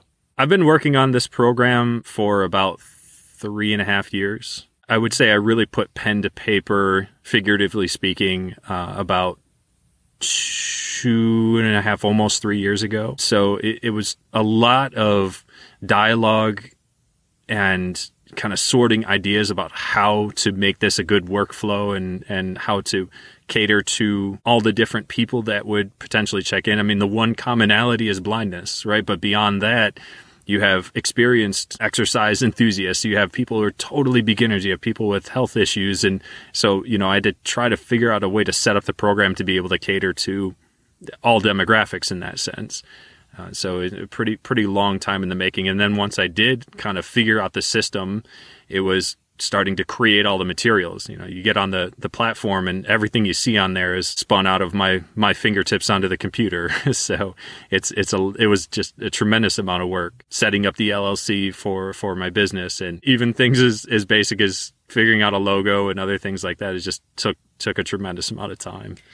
Yeah, there's a lot involved in setting up and maintaining a business. We have talked about the Holman Prize on this show before, and you won a Holman Prize. That must have been a very significant boost for this project. That was what drove this forward. So 2020, somebody had kind of brought it to my attention. They said, you should really apply for this. Some people that I've been talking to about the program. And I said, well, I can give it a shot. I did some research on it, and just so many great projects that were presented to the Holman Prize team every year. You flip through some of the candidates, like, wow, that's cool. Wow, that's cool. That's even cooler. And, there was definitely a part of me that I didn't even really expect to win a prize from this because of such great competition for it. But the one thing I think that my project did have, and I kind of highlighted in my application, was I think that my project has the potential to impact just thousands upon thousands of people. Again, just such a need for such a long time. And they agreed with me, and they've been just a fantastic support. I mean, essentially without them, there would not be an app right now. There would not be the functionality that's there right now. Yeah, I think accessible fitness is a real issue in our community. And I know many people felt quite disappointed when the Apple Watch Fitness came out. That wasn't terribly accessible. They've added a few more things to try and make it better. But I really thought Apple, given their reputation, would have done a lot better in that space than they actually did with their Fitness Plus thing. So there's an ongoing need. One thing that I was really struck by is the clear care that you have taken with the structure. Because, as I say, one of the big challenges in this space for blind people is not just being able to glance at a screen and exercise video and know that you're doing it right. Make a little bit of a correction to your position, to the move, whatever it is, just by viewing. And that's a huge challenge. So when you go into the app, you've got this classroom tab. And I was really enthralled by this. You've got heaps of material in that classroom already that describes a lot of useful exercises. And in some cases, I was actually able to go through and confirm, yeah, I'm doing this one right. And in another one, I thought, okay, I need to actually just correct my move a little bit. My arms are actually straighter than they should be for this one. That must have taken a lot of work to put that classroom together. It did, and that's, again, when we talk about the time span of how long this project has taken, all of the work that I have poured into this has gone into designing the classroom lessons and the accessible workouts and the other tabs and, the fitness plans. And so when I first thought of that idea, really the biggest thing was, okay, what I've seen, and as you've mentioned, Jonathan, there's so little out there, but what I've seen from any kind of quote unquote accessible programs, with the exception of a few, but generally speaking, when they say, all right, we're going to be really descriptive, they're trying to cram a whole lot of description into the middle of the workout, and it just doesn't work well. It becomes clunky. It just doesn't function the way that you really want a workout to. You want to flow through a workout. You don't want to have to stop all the time to describe what you're going to be doing.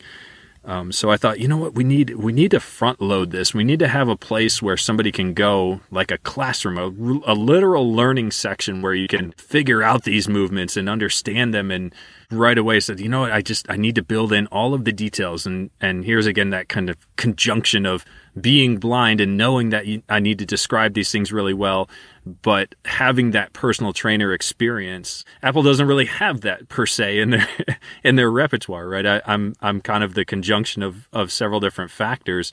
And so all of these lessons where I describe these exercises, what's the starting position? How do you actually do the movement? Where should you be feeling it? What are ways to make it harder or easier? What are some of the common mistakes that you find? And just describing it to the greatest detail so that then you're very knowledgeable. You're empowered then. You have the knowledge to jump into any of our accessible audio workouts, or even, let's say you've worked through some material and you feel confident enough that you know several exercises that you're sure are going to be in the next body pump class in your local fitness center. Well, now you can go and do that without feeling like you're completely lost.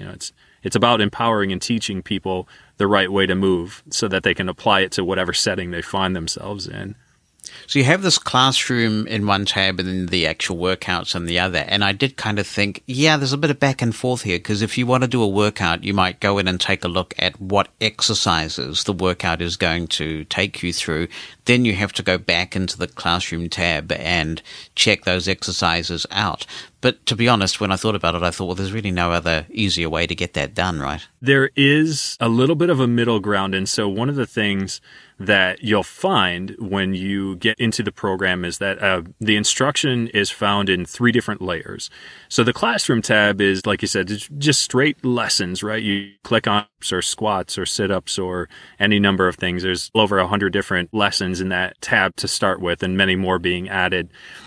take some time, learn the exercise. Here's all the details. In the fitness studio, each studio session is built in with what's called a pre-workout information session. So that is the second layer of instruction. I go into a workout and I can look at the exercise list and I can say, okay, I think I know what these are, but I'm not 100% sure. Well, if you click on the pre-workout information session, it's a 4 to 6 minutes, give or take, depending on how many exercises. But it's a quick thing where I jump in and I say, okay, here's the workout that you're going to be doing. It's this format. Here's the list of exercises. We're going to run through a quick description of each one so that you can know what they are. And if these quick descriptions are not enough for you to feel confident, then you can go back to the classroom and find all of the greater detail. So it's a brief summary of each exercise prior to the workout. So that's kind of the second layer of instruction. And then, of course, if you have done the workout before or you're very familiar with the exercises, you jump right into the workout. And I do the workouts with you. I cue you through everyone. I kind of give you reminders of, as we're doing it, what you should be feeling and how you should be moving. So there's multiple layers of instruction that are designed to kind of keep a good workflow, whatever your experience level. For those who know about this sort of thing already, what range of workouts are available at the moment? So right now there are about 30 workouts in the fitness studio section. Most workouts are built in with a beginner and an advanced level. And the difference between the two depends. Sometimes the beginner versus advanced level is just variations on exercises. Sometimes the advanced level is quite a bit lengthier. It just kind of depends on the workout session. But the workouts that I launched the program with, I would consider to be kind of middle ground, right? So not all very super tailored towards the very, very inexperienced beginner, and not necessarily tailored towards the super elite athlete. You'll find some that can kind of challenge you both ways, some that are pretty light, pretty easy to start with, and some that can be pretty challenging. But I kind of started with some middle-of-the-road workouts.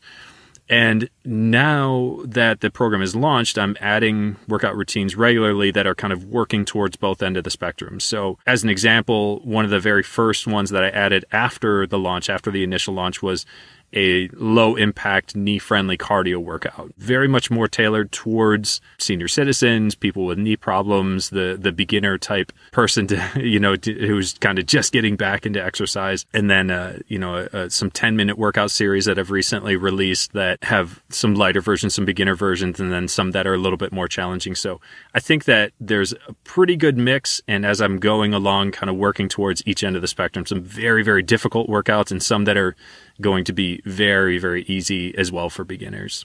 And you also have the fitness plan tab. Tell me about what that does. The fitness plan is a way to try to give you an anchor, a direction, maybe is a better word, for what you're trying to do.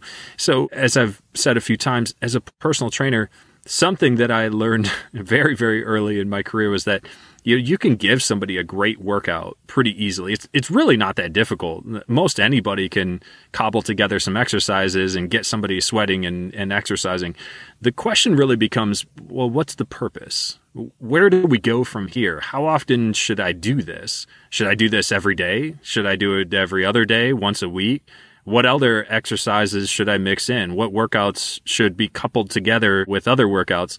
So the fitness plan section is a place where you can go to get some guidance on, okay, yeah, we've got these 30 plus workouts, many more coming out, but what do I do with them? And that fitness plan kind of gives you the place to find the guidance that you need to sort them out. I think the way that I describe it is, if the classroom lessons are the ingredients and the workouts are your pots and pans, your cooking instruments, the workout plans are the actual recipe. That's how you actually get it done. So it's the guided instructions that you need to make your fitness goals a reality. One of the things I really like about the app is that you've paid a lot of attention to the voiceover experience. And I'm talking about voiceover because I'm an iPhone user.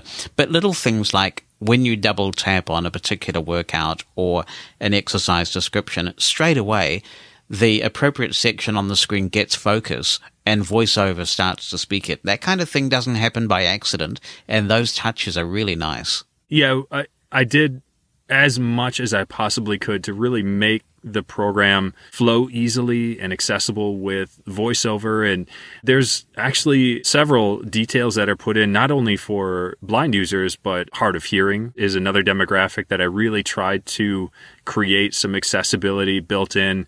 The text-based option is really great for somebody with a hearing disability. Every workout lesson has the option to toggle the music on and off, which is great for somebody who is hard of hearing so they can hear the instructions a little bit better. Or if you want to play your own music, you don't like the particular selection I have for that workout. But yeah, I worked very extensively with my development team. We've learned a lot together, and every step of the way, accessibility was first and foremost in play. So we tried to make sure there was lots of those. And there's other little things that we're going to be working on adding in as we go along to try to make it even more accessible. There's nothing more frustrating than trying to get something done and being barred because the program is not accessible for you. In the context of workouts and just generally self-improvement, social can have such an impact. It can be a good accountability mechanism. Apple Watch, for example, has a feature where you can compete with people about workouts, have little competitions, that kind of thing. Peloton's obviously really got this nailed down, and some other manufacturers have tried to emulate this where you can all, no matter where you are in the world, go on a cycle together. You've got some social features there. Do you anticipate more being added in future? Oh, yeah, absolutely. I've gotten some questions about like the subscription for the program. And it's very interesting to me to see the span of opinions on it. Many people are like, man, this is all you're charging for this? This is fantastic. Like, that's such a good rate. And other people like, you really shouldn't be charging anything for this. And so the variety of opinions is very wild. But the whole idea behind the subscriptions is like, I'm so passionate about this project, right? But it takes a lot of time. It takes a lot of resources. So getting those subscriptions helps me continue to build the program and look for future functionality to be added into the app. The goal is for it to contain anything and everything fitness related, and for it to be as functional as your Apple Watch with all of those types of functionalities that may not be accessible. I want it to be able to do all of that, but in a very accessible way. Connect to heart rate monitors and be able to build communities and share challenges with other people. My dream for this is that it will do all of that. Some of these things are actually in the works. They're in the chute, and I'm talking to the developers about it. Some of them are just ideas on paper right now, but it's absolutely something I want as we go forward. That social aspect, being able to build a community around this and around fitness and around being blind while doing fitness, I think is just so crucial.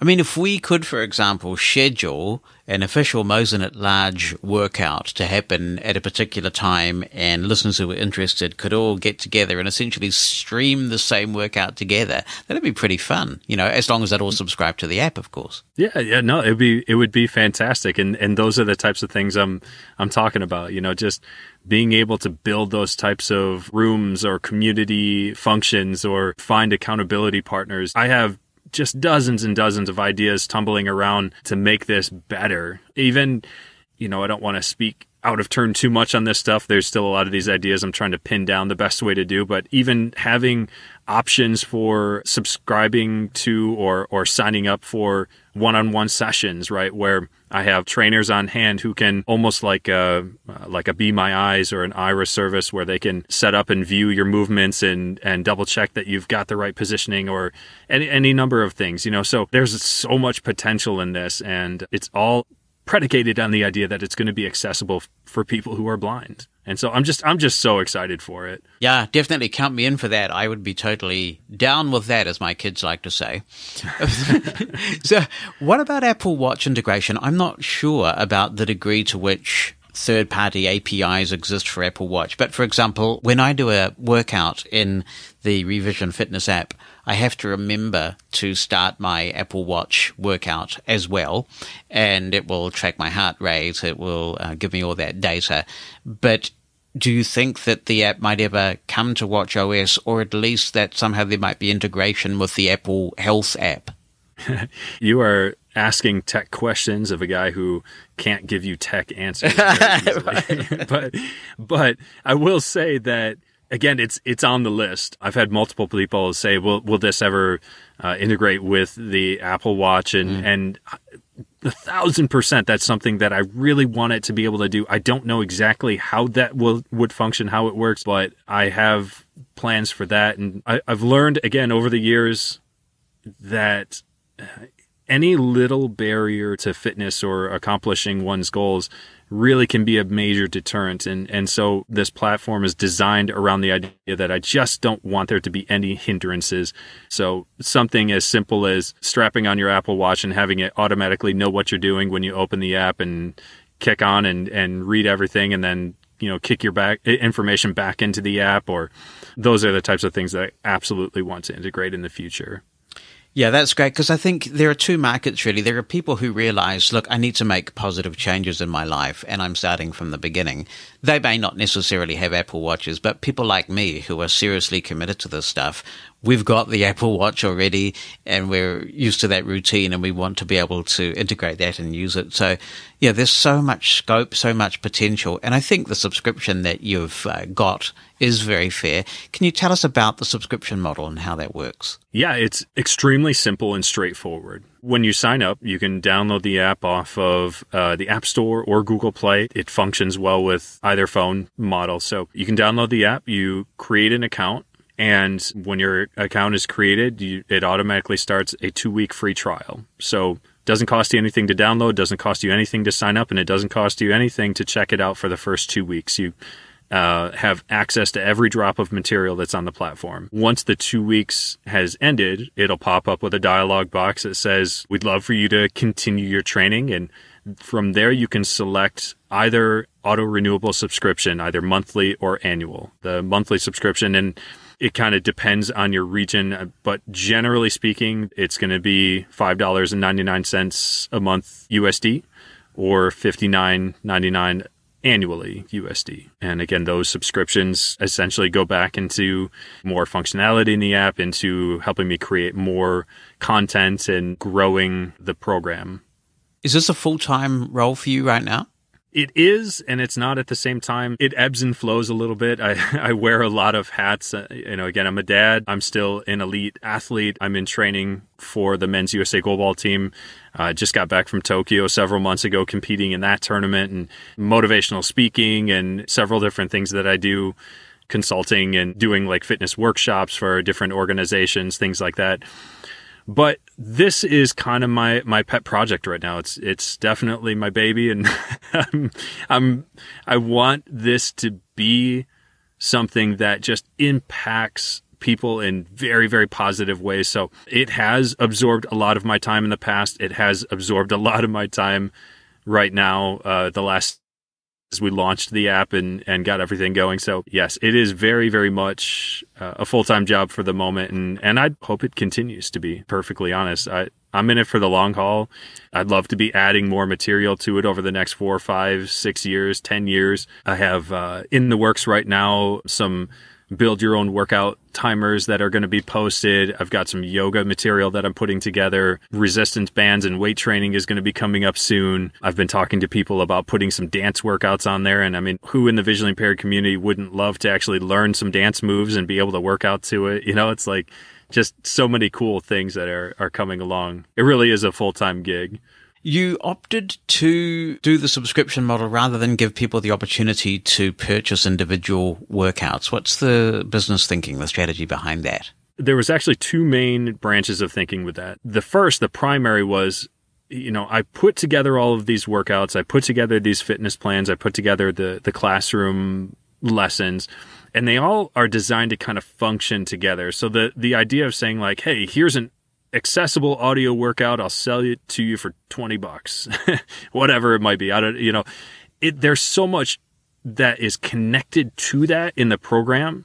Like I said, between the fitness plans and the classrooms and ways to kind of turn that workout up or down, the beginner level, advanced level, it's integrated so much into the program that I thought, you know what, just workouts or collections of workouts, bundles of workouts, it's not doing it. It's not going to get what I'm trying to give here. So that was number one. And number two, actually, had this suggestion multiple. There was some people that I worked with as I really started building this program, building the business, and they said, well, why don't you could charge people $150 for a handful of workouts and people will pay it because this is a really big deal and people want this. And I said, I don't like that. I don't like it because that puts a percentage of people out of reach of this, and certainly if I wanted to make it 100% accessible to everybody, I would make it free, but then the app wouldn't exist, right?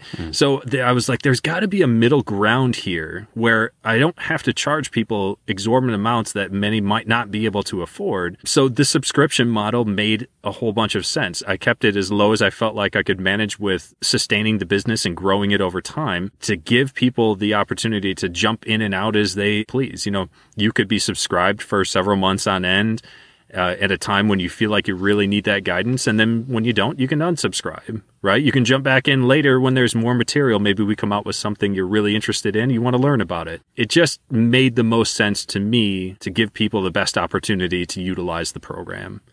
If I get the app in its current form, do I need a lot of gear, like gym equipment, that kind of thing? That's a great question. So currently, everything on the app is all body weight information, all like zero equipment required. The material that's going to be coming out will start to expand into those different areas. I mean, if nothing else, a yoga mat, something simple. But even that, you don't need anything. If you have zero fitness equipment, you could download this app and utilize pretty much everything on the app. And again, I did that specifically to make it usable by pretty much anybody who wanted to get on there. And as we go, like I said, resistance band workouts, weight training workouts, cycling and rowing workouts, all of those things will be kind of coming down the pipes for those who have that equipment. Are you happy with take-up at this point? How's it been received? It's been received really positively. And honestly, one of the most interesting things really is just this spread of information, I think, is the biggest challenge at the moment. I know there's a lot of people out there who just don't know the resources there. It's new. And so I think that's taking some time. But we've had several hundred people sign up already. On the app, there's a contact us section. People will send me messages. What about this? Have you thought about doing this? Or adding this feature? And a lot of times it's already written down. And sometimes I'm like, oh my gosh, that's such a good idea. So I think it's being received super well. I'm very excited about the potential and I recognize it's not for everybody. Not everybody wants to get into fitness and all of that. But, my mission with this is to make sure that if you do want to, that there's an option for you.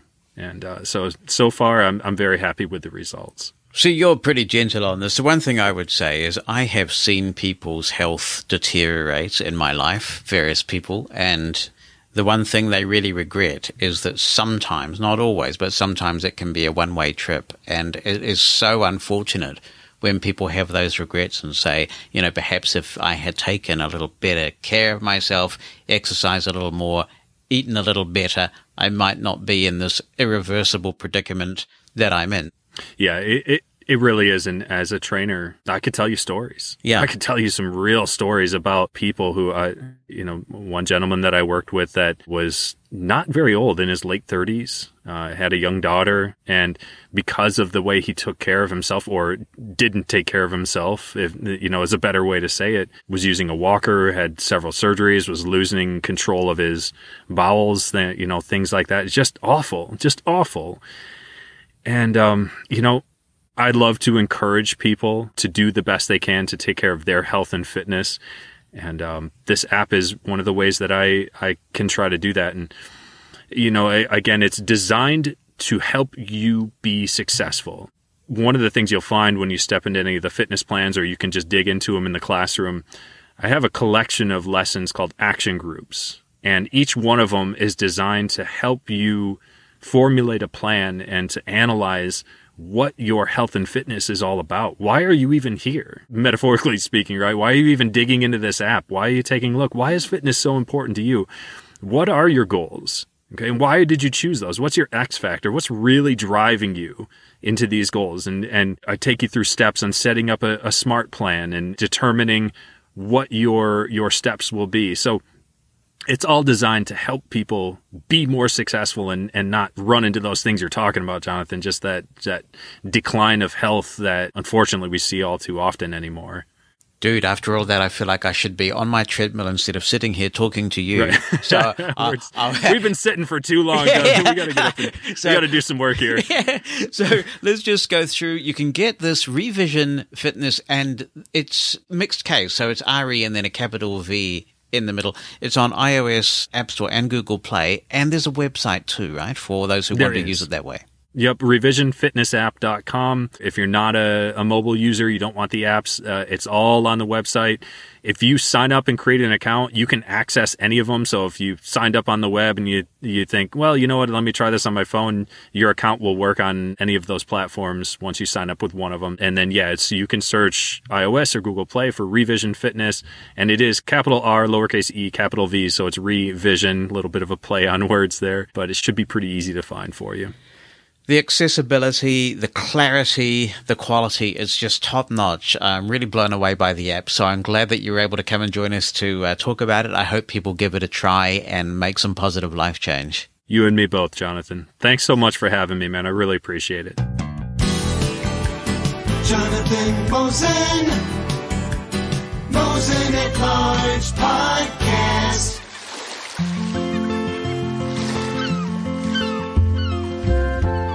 If we fail to do one of these for long enough, the complaints pile up. And do we want complaints? No, we do not. So it is time for another Bonnie Bulletin with the famous Bonnie Mosen. Hi. Sitting here on the right of me. Welcome. Hello. You have been enthralled as usual by the whole Triple Crown phenomenon. And here's my question for you. Why would someone enter the Kentucky Derby with a horse? And yes, I know they say Derby in America, but I'm not going to compromise my principles. Why would somebody enter the Kentucky Derby and then not go for the Triple Crown when they've won the Kentucky Derby? It's happened a few times, and just for a little context, in case you did not get the myriad of breaking news stories on the first Saturday in May. Rich Strike, who was an 80-1 long shot, came from pretty much out of the clouds and won against some of the best horses in the country. He was not even scheduled to be in the Kentucky Derby. He had enough points to run, but it was only a 20-horse field, so he was an alternate, sort of like the understudy, getting the starring role on Broadway because the star got sick. In this case, a horse was scratched from the Derby. He was like the designated survivor, dude. He was, yes. Yeah. So literally $30,000 claimer, the track announcer, because everyone is focused on the front runners, Epicenter and Zandon, and all of a sudden it's like, where'd this guy come from? Very kind of a rag to riches story. I mean, his owner's a Oklahoma oilman, has not been in racing very long. His trainer lost several horses a few years ago in a barn fire and actually thought about giving up racing. So just super, super exciting. The second longest shot in history. The last one was Donna Rail in 1913. It was announced this morning that he would not be running in the Preakness. And of course, that's gotten a lot of people like, why isn't he running in the Preakness? But there's a few reasons for that. First of all, the Preakness is a much shorter race than the Kentucky Derby. It's a mile compared to the 1.25 miles of the Kentucky Derby.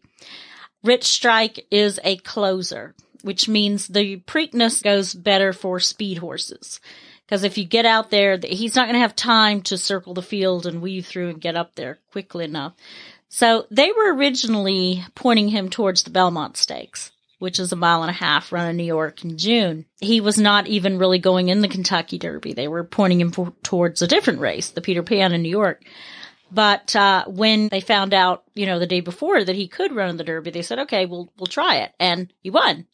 So they don't feel that he can really do his best in the Preakness. It's a grueling 5 weeks on a horse, and they would rather save their horse and keep their horse well and trained for the Derby. So a little bit of disappointments, but it is a decision that's been made by owners before. But the Derby's already been. Sorry, the Belmont. The Belmont, okay. Mm-hmm. But it just seems such a shame that if you've got the chance to win the Triple Crown, which is such a prestigious thing to do, why wouldn't you at least take the chance?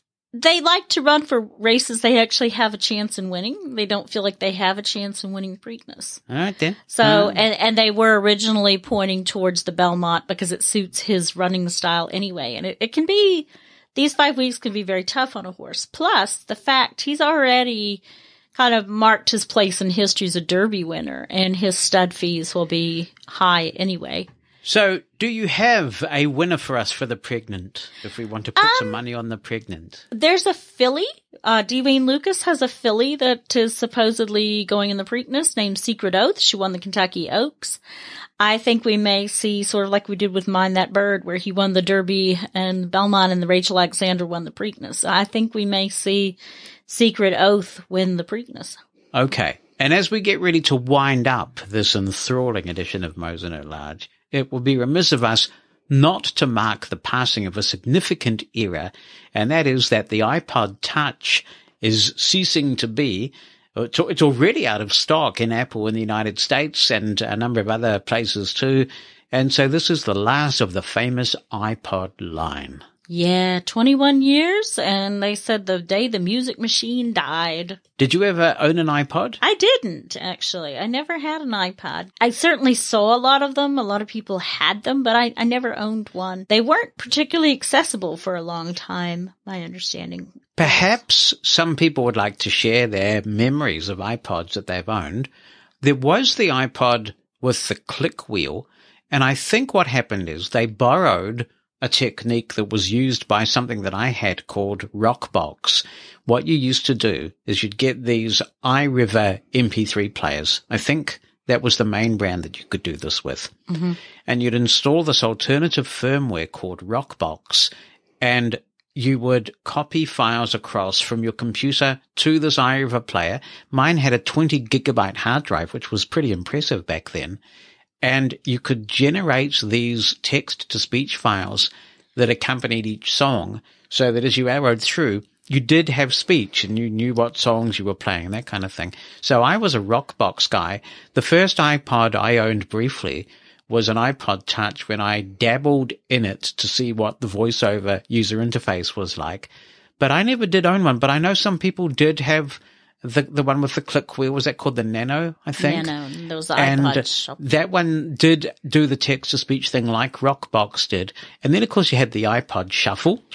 That was pretty cool. The old iPod Shuffle thing, which was basically everybody was in the same boat with that one. It was a screenless little device, I think. Mm-hmm.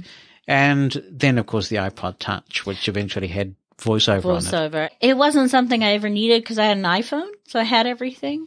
Yeah. And so I had books and music and stuff like that. But I know even Tim Cook had an iPod, which, I mean, I guess if you're CEO of Apple, you have everything anyway. But he liked having that designated music thing.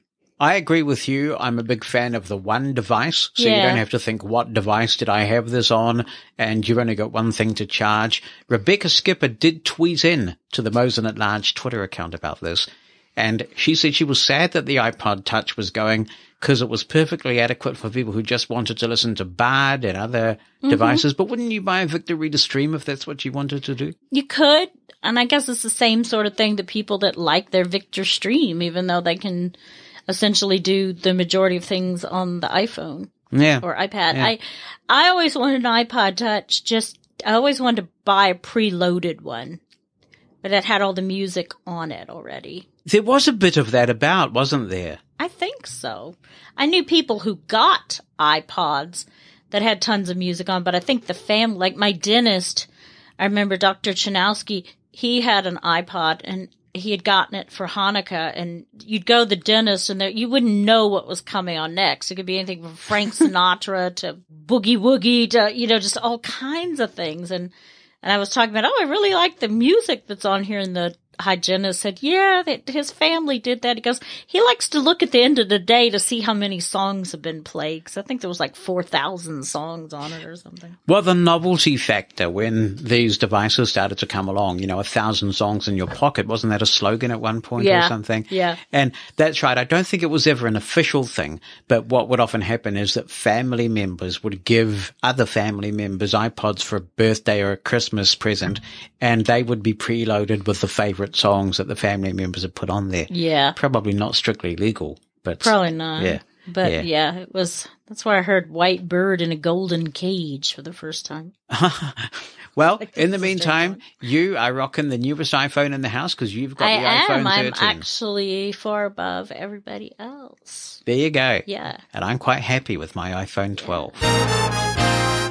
I love to hear from you, so if you have any comments you want to contribute to the show, drop me an email written down or with an audio attachment to Jonathan, JONATHAN @mushroomfm.com. If you'd rather call in, use the listener line number in the United States, 864-606-6736. Mosen at Large